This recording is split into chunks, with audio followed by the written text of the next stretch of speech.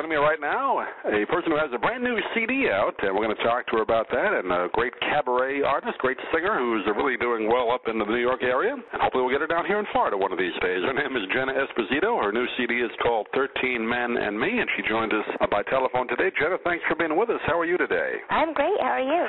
I'm doing great. It's good to talk to you. I've enjoyed listening to your CD since we got it down here. Congratulations on that. Oh, thank you. What was it like to put it together? Kind of an interesting title, 13 Men and Me. Can you explain the title? Yeah. Well, 13 Men is one of the songs on there, and it's actually an old Anne Margaret song from the early 60s. From the Beach Blanket movie kind of days where she did those? Exactly. It was one of her first releases. I don't even think it was from a movie. I think it was a record she had out.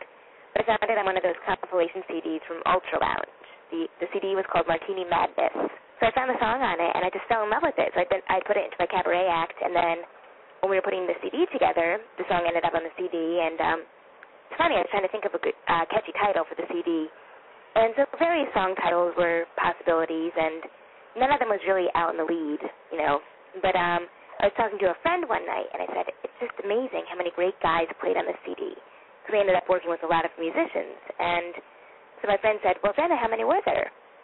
So I counted, and there were 13 guys that worked on the CD with me. So wow. I figured 13 Men had to be the title. It was a sign. It was. It made it very easy for me.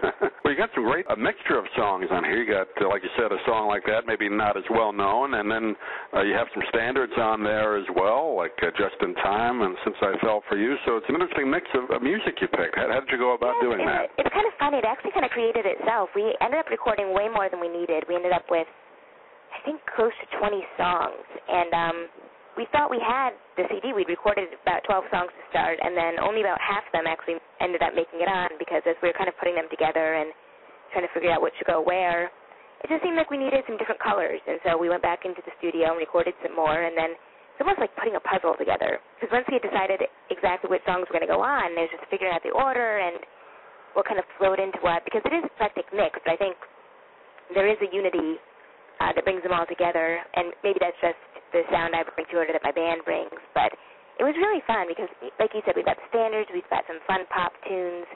There's actually a couple songs that are contemporary, Sorry to the Moon and Remembering September and July, both of which were co-written by friends of mine. So that was kind of fun. And then we even got Kurt Weill represented on there with the Moonbee. Yeah. You mentioned standards, and of course you have some of the ones that are written in the 20s, 30s, and 40s, but some of the standards of the 60s and 70s, like One Less Bell to Answer, the Fifth Dimension did that. That I would consider that the standard, wouldn't you? Definitely. I think the Great American Songbook continues to be written, and there's some great songs from the 60s and 70s, and even 80s, 90s, and today that just deserve to be sung, and I think are going to be listened to for a long time. And One Less Bell definitely falls into that category. We're talking with Jenna Esposito. The CD is called 13 Men and Me. Now, you mentioned before the great musicians you work with, and then you came from a musical family. I believe your dad was or is a musician. Is that right? Yes.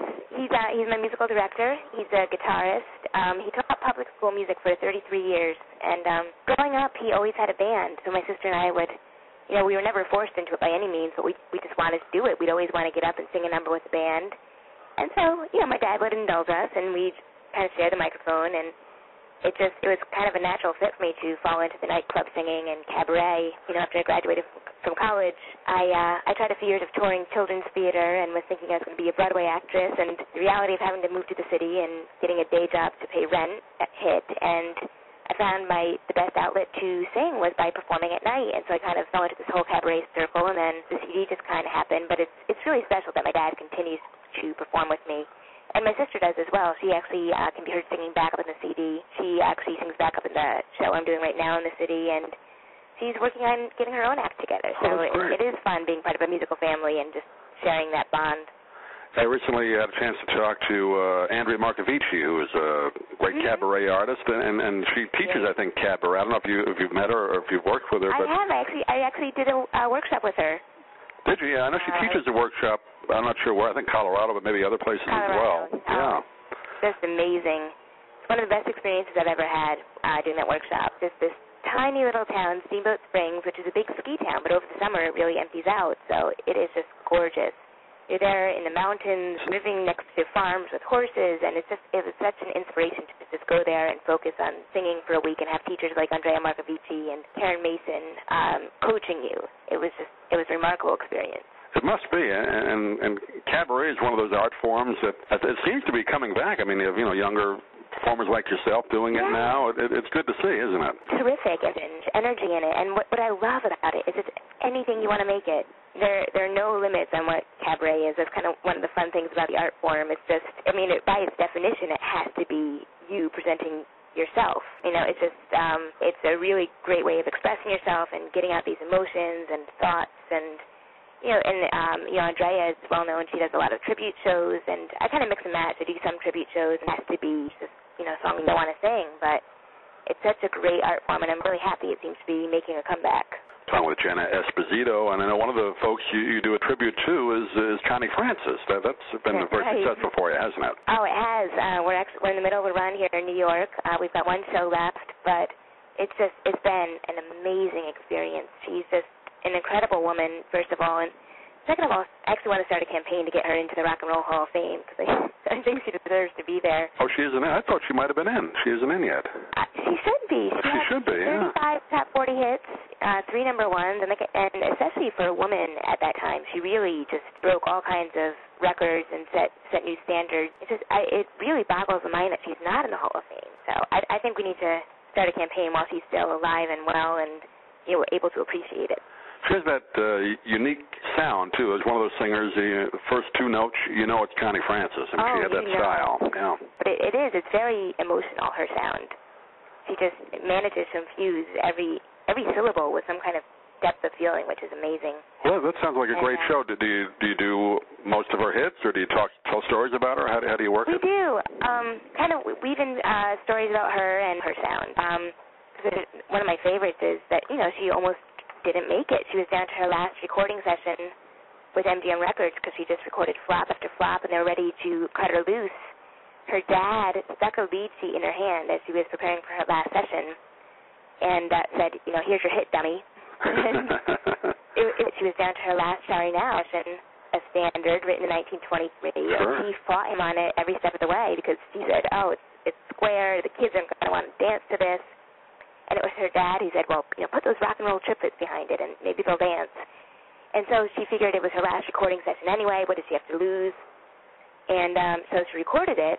Months went by because she said, and then Square's Day of 1958, she watched American Bandstand, heard Dick Clark talking about this new girl singer headed straight to the number one spot. And so she was thinking to herself, oh, boy, well, good luck to her, whoever she is. And he played the record, and it was her. It was her singing Who's Sorry Now. And then it was all uphill from there, which I get Chill Girl Singer ahead of it. The number, she was basically done, and her dad stuck the lead sheet in her hand. She fought him on it. She recorded it, and then next thing you know, she was on her way to becoming a star. Yeah, that's a great story. Yeah.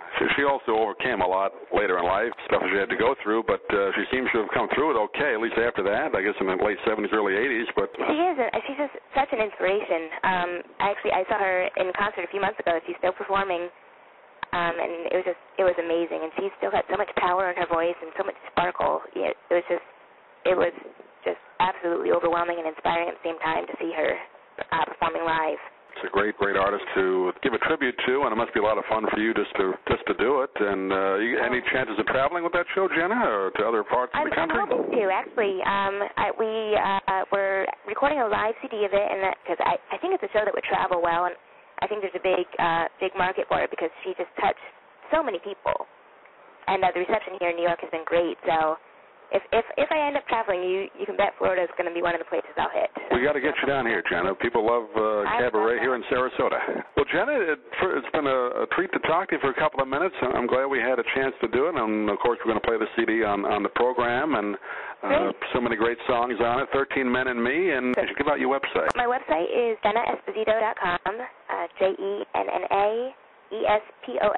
JennaEsposito.com. Well, that's great. Well, Jenna, we appreciate you taking a few minutes, and we'll look for you down here in Florida in the near future. But congratulations again, and good luck to you. And thank you so much for having me.